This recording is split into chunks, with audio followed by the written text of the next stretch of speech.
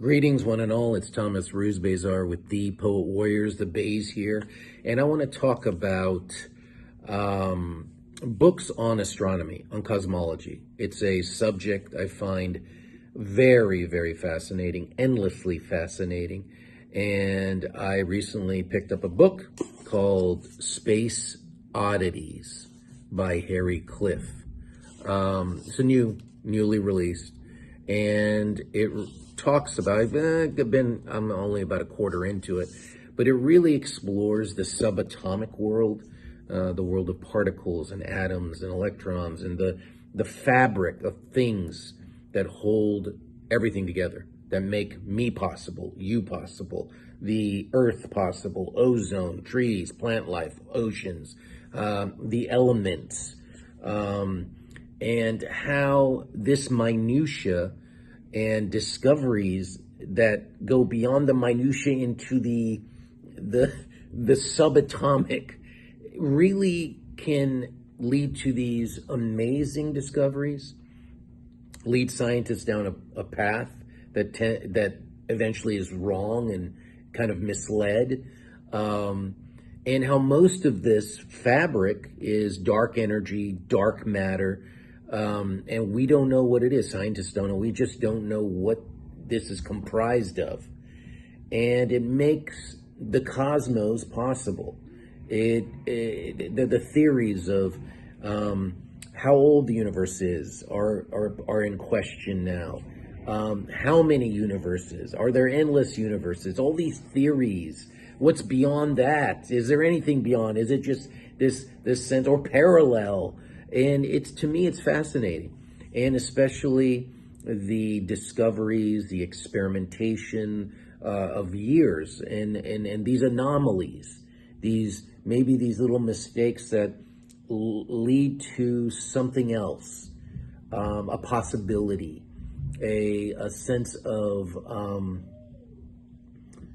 I guess like not just a discovery, but a mistake almost. And the minute world, the quantum world, and you're talking about the micro, the macro, and everything in between. How there has to be almost this symmetry, and they call it, like, hopefully this theory of everything. We're going to understand, but in the quest for that.